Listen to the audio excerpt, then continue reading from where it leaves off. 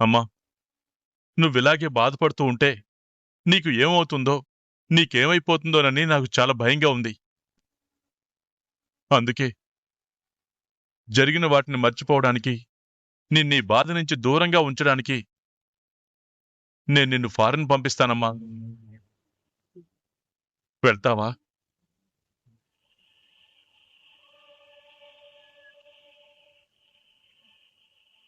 నిన్ను బాధ పెట్టే మనుషులు నీ కంటికి కనపడకపోతే నీ మనసు మారుతుంది, ప్రశాంతంగా ఉంటుంది.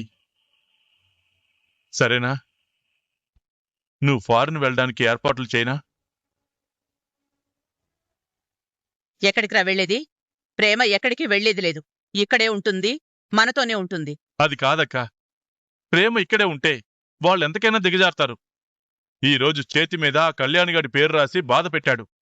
రేపు ఇంకో విధంగా బాధ పెడతాడు. అందుకేరా, అవసరమైతే ఆ పేరు రాసింది మనమేనని, మనమే ఇలా చేశామని బుకాయించినా బుకాయిస్తాడు. అందుకే ఈ బాధలకి దూరంగా ప్రేమను దూరంగా పంపించేద్దాం. పారిపోవడమే పరిష్కారమైతే మనం ఎప్పుడో పారిపోయేవాళ్ళంరా. ఇన్ని రోజులు ఇక్కడ ఉండం. అదేంటక్క అలా అంటున్నావు? అవునరా, ఆ రోజు రామరాజు మన ఇంట్లో పనిచేస్తూ, మనం పెట్టిన తిండి తింటూ, మనం ఇచ్చిన జీతంతో బతుకుతూ మన చెల్లెల్ని లేకెళ్ళిపోయాడు. వాడు మనకి నమ్మక ద్రోహం చేసి కూడా మనల్ని రాక్షసుల్లా చిత్రీకరించాడు. 25 మనల్ని అవమానిస్తూనే ఉన్నాడు. ఇప్పుడు వాడి కొడుకు కూడా అదే దారిలో వెళ్తున్నాడు. ఒకవైపు ప్రేమని బాధ పెడుతూనే ప్రేమ దృష్టిలో మనల్ని రాక్షసుల్లా చేస్తున్నాడు. లేదత్తా, ధీరజ్ స్వతహాగా చాలా మంచోడు. నేను 8 నెలలుగా చూస్తున్నాను కదా. కావాలని ఎవర్ని ఒక్క మాట అనడు, ఎవరి మీద ఏ నిందలు వెయ్యడు.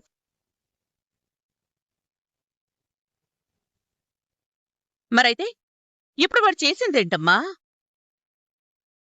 కళ్యాణ్ గడి పేరుని వాడే రాసి నేను రాయలేదని బుకాయిస్తున్నాడు. అంటే ఏంటి వాడు ఉద్దేశం? నా మీదో లేక మీ నాన్న మీదో నెట్టేద్దామనే కదా?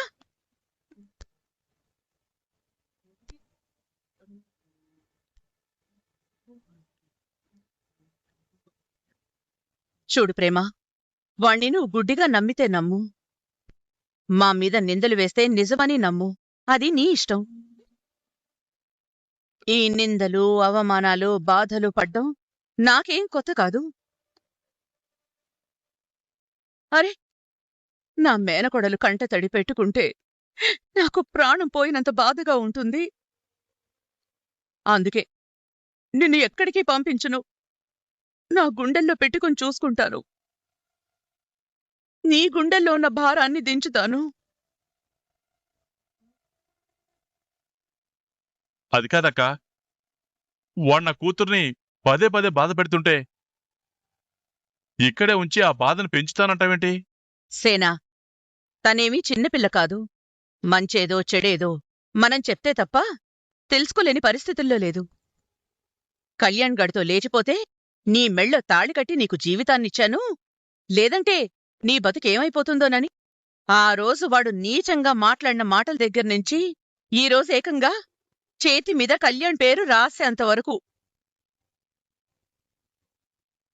ఎంత నిర్దాక్షిణ్యంగా ప్రవర్తిస్తున్నాడు, ఏ విధంగా తనని మానసికంగా టార్చర్ పెడుతున్నాడు అనేది ప్రేమ చూస్తూనే ఉంది. కాని అలా అని చూస్తూ, ఒకవైపు బాధని భరిస్తూ కూడా ధీరజ్ ఏంటి, ఎలాంటివాడు అనేది తను అంచనాకి రాకుండా ఉంటుందా? వాడసలు రంగు తెలుసుకోకుండా ఉంటుందా? పద. ప్రేమ, మనల్ని బాధ పెట్టే జ్ఞాపకాల్ని గాని మనుషుల్ని గాని దూరం పెట్టు. అప్పుడే నువ్వు ప్రశాంతంగా ఉండగలవు. లేదంటే నీ ఇష్టానికి వదిలేస్తున్నాను. జాగ్రత్త.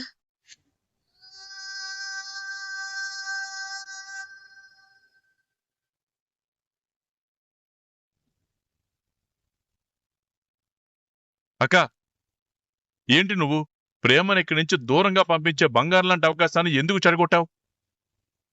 ఇక్కడి నుంచి దూరంగా పంపించగలం గాని వాడి ఆలోచనలకి దూరంగా పంపించలేం కదా. ఎంత దూరం పెరిగితే అంత ప్రేమ పెరుగుతుంది. అందుకే చేయాల్సింది ప్రేమనిక్కడి నుంచి పంపించడం కాదు, వాడి మీద అసహ్యం కలిగేలా చేసి వాడి జీవితంలోంచి శాశ్వతంగా బయటికొచ్చేలా బంధాన్ని తెంచుకునేలా చేద్దాం. ఇప్పుడు నేను విషం నాటాను కదా, ఇప్పుడు ప్రేమ అదే ఆలోచనలో ఉంటుంది.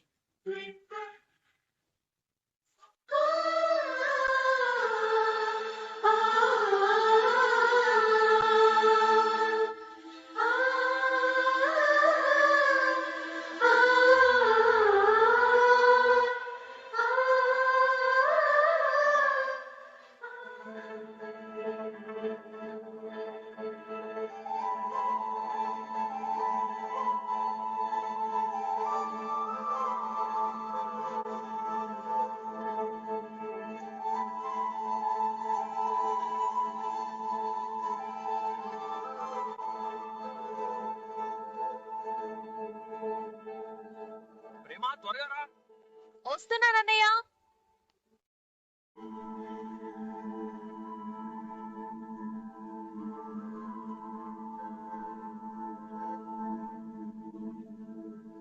ప్రేమ త్వరగా రా.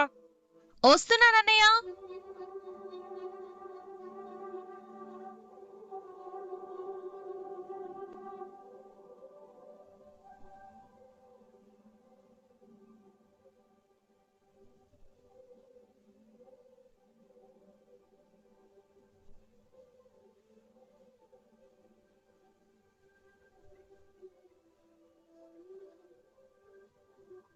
ఏయ్ హాయ్. హాయ్. ఏయ్ ఓవర్ యాక్షన్ చేయకు.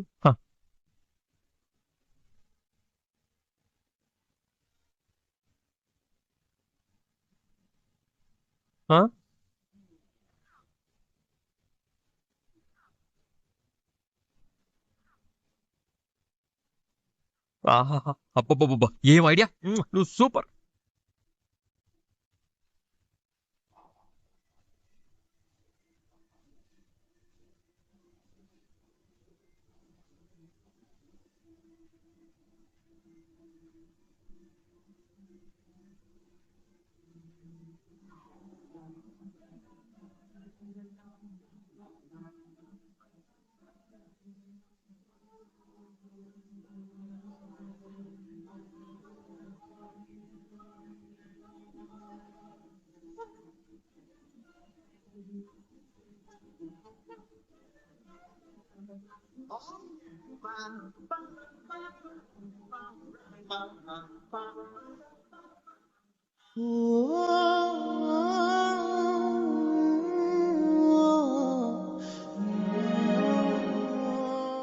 గతమున పొరపాటుని జరిగిన తడబాటుని సులువుగా మరిచేదెలా, పయనము మార్చేదెలా, ఎవరిని నమ్మాలి నా దారి మారేట్టుగా, ఎవరికి చెప్పాదేంటో తెలియని మోమాటంతోటి, విడువని జతవని కొత్తవని ఎదురు చూస్తూ నిలిచినాని. ఎలా అమ్మా వెళ్తాం? ఎలా ఏంటి? బండి మీద. బండి మీద వెళ్ళాలంటే టైర్లో గాలి ఉండాలి కదమ్మా. ఏమైంది? తీసాను. అదే పంచర్ అయింది అంటున్నాను. అబ్బా, నా క్లాస్కి టైం అవుతుంది, మరి ఇప్పుడు ఎలా? టైం అవుతుందని ఎందుకమ్మా చింత? కార్తో మీ ఆయన రెడీగా ఉండగా చెంత.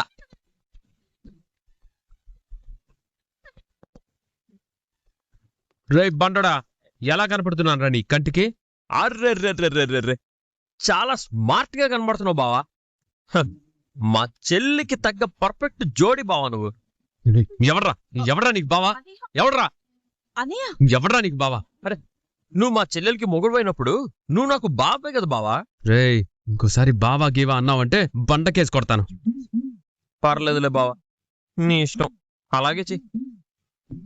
మీ ఆవిడకి క్లాస్కి టైం అవుతుందంట, తీసుకెళ్ళవా? రేయ్ మళ్ళీ ఆవిడ పెరుగువడా అని అదే కూతకొస్తావే. బండిలో గాలి లేకపోతే నడిచేయాలండి, లేదంటే మీ అత్తకి తెగ ప్రేమ కదా, చంకనేసుకుని వెళ్ళమను.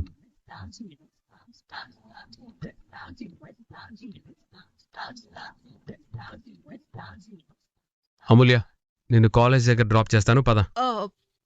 నాకిప్పుడే కాల్ వచ్చిందన్నయ్య. క్లాసులు క్యాన్సిల్ అయ్యాయంట. పాపం వదిలికి లేట్ అయితే క్లాస్ మిస్ అవుతుంది. తీసుకువెళ్ళన్నయ్యా. ఇందాక ఈ బండోడికి చెప్పాను కదా, వాళ్ళ అత్త ఎత్తుకొని వెళ్తుందని. నీకు కూడా సేమ్ సమాధానం. అన్నయ్య రే చిన్నోడా, అంటే అన్నానంటారు గాని నువ్వు వెళ్లేది కూడా అదే దారి కదరా. పాపం తనని తీసుకెళ్ళొచ్చు కదా. పాపం.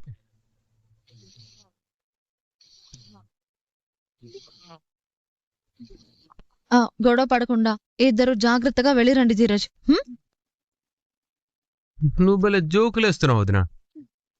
నేనేదో ఆవిడ గారిని తీసుకెళ్తానని అన్నట్టు గొడవ పడకుండా జాగ్రత్తగా వెళ్ళండి అని అంటున్నావు. కోచింగ్ లో జాయిన్ చేసింది నువ్వే కదా, మరి నువ్వు తీసుకెళ్ళకపోతే ఇంకెవరు తీసుకెళ్తారు? అప్పుడు నేను మనం అనుకున్నాను కాబట్టి జాయిన్ చేశాను. ఆ మనంలో నేను అక్కర్లేదని కొంతమంది చెప్పారు కదా, నేను కూడా అదే దారిలో వెళ్తున్నాను. అన్నయ్య రే చిన్నోడా, చిన్నోడా, చిన్నోడా ఆగరా. అయ్యో, చెప్తే వినడు.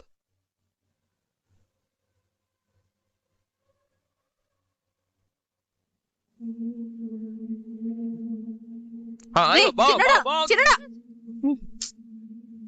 ఏంటి ఇది?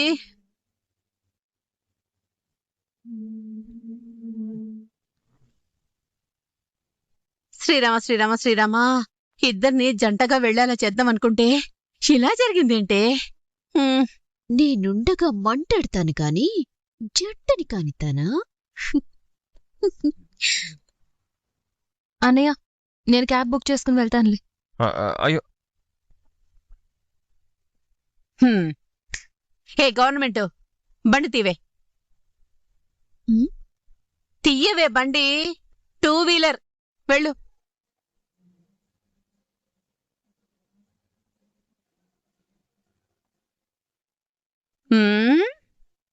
ఐఆమ్ రథసారథి, నువ్వు దిగు. మీకు డ్రైవింగ్ వచ్చా? ట్రాక్టర్ కూడా నడుపుతాను, దిగు.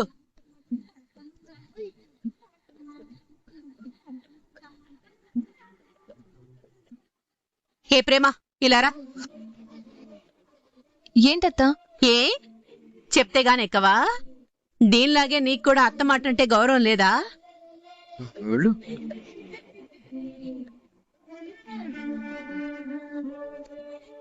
ఓయ్, నువ్వేంటి బట్టల షాప్లో బొమ్మలాగా నిలబడ్డావు? ఎక్కు.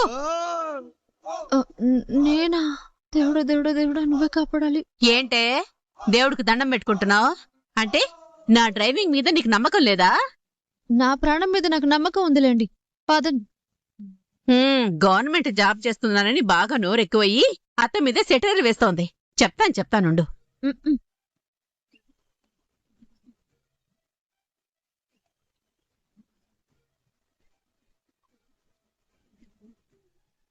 అమూల్య అమూల్య, నేను డ్రాప్ చేస్తాను, దా రా.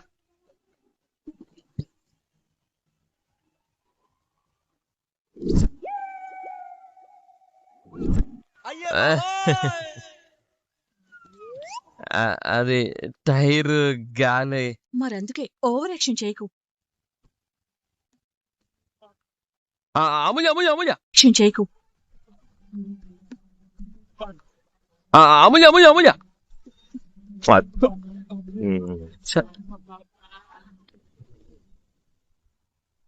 అత్త అత్త, ఆపత్తా, ఆపు, ఆపత్తా. ఏమైంది? ఆపు. అక్క దిగక్క, త్వరగా దిగు. ఎందుకంత కంగారు? దిగుతాను కదా. అక్క ప్లీజ్ దిగక్క, ప్లీజ్ దిగు, నీకు దండం పెడతాను. ఏంటే? అమ్మా,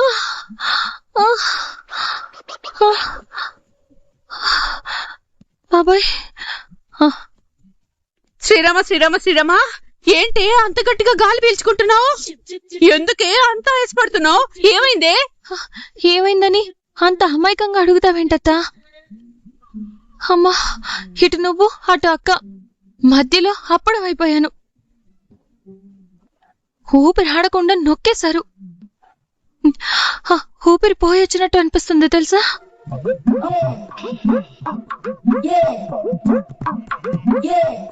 భార్యాభర్తల బంధం కూడా అంతేనే.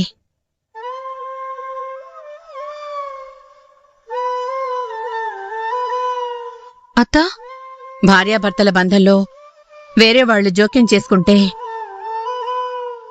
వాళ్ల కాపురం కూడా ఇలాగే ఊపిరాడకుండా అయిపోతుంది. అవును ప్రేమ, భార్యాభర్తల మధ్య ఏ సమస్య ఉన్నా మీరే మాట్లాడుకోవాలి. ఫైనల్ గా మీరే పరిష్కరించుకుని రాజీ పడాలి. ఎవరో ఒకరు తగ్గాలి ప్రేమ, అంతేకాని తెగేదాకా లాక్కోకూడదు. ఇప్పుడు చూడు, నీకు ధీరజ్కి మధ్య తెలియకుండానే ఎంత దూరం పెరిగిందో.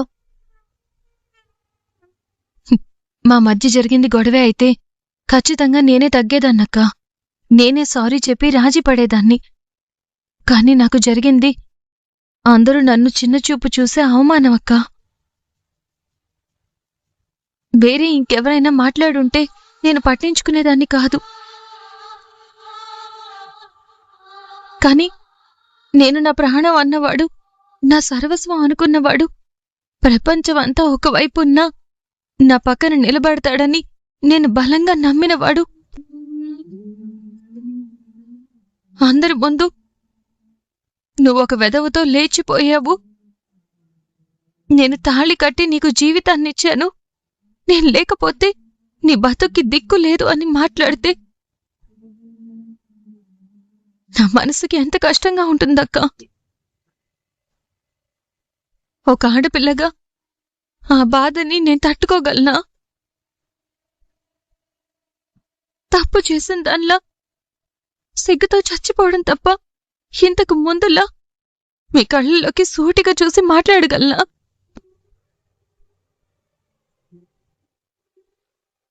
ఒకవైపు మనసులో ఇంత దుఃఖాన్ని మోస్తూ తిరిగింతకు ముందులాగా ధీరజ్తో ప్రేమగా ఎలా మాట్లాడగలనక్క? ప్రతి క్షణం వాడన్న మాటలే గుర్తొస్తుంటే వాడితో మనస్ఫూర్తిగా ఎలా కలిసిపోగలనక్క? ప్రేమ, నీ బాధలో అర్థం ఉందే. అందరి ముందు చిన్నోడలా మాట్లాడడం తప్పే. కాని అది క్షమించలేనంత, తిరిగి మీరు కలిసిపోలేనంత తప్పైతే మాత్రం కాదు.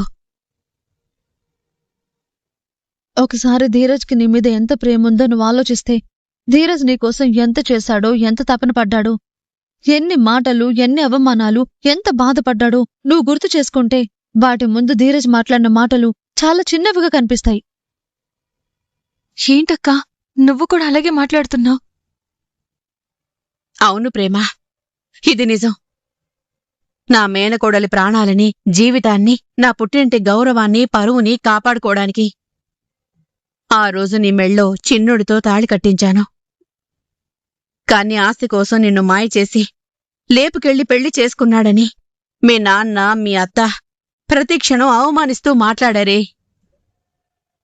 ఎంత అవమానించినా వాడు భరించాడే తప్ప నీ గురించి వాడు నిజం చెప్పాడా చెప్పు?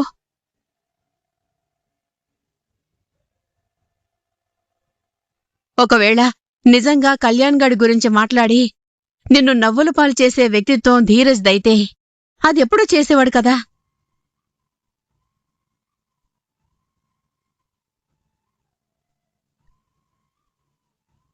ప్రతిక్షణం వాడు మాటలు పడి తలదించుకునేవాడు కాదు కదా.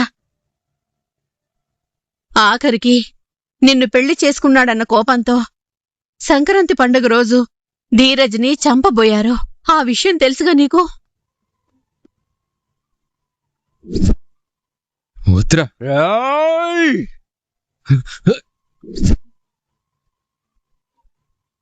ప్రాణాలు తీయాలని చూసినా ధీరజ్ నీ గతం గురించి బయటపడలేదు. దాని ముందు కోపంలో వాడు జారిన మాట ఎంతదే?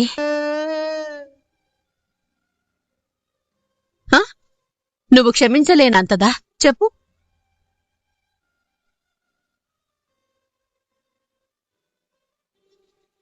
ప్రేమ, ధీరజ్ కోపంలో మాట్లాడినా ఆ ఒక్క మాట మాత్రమే నీకు గుర్తుందా?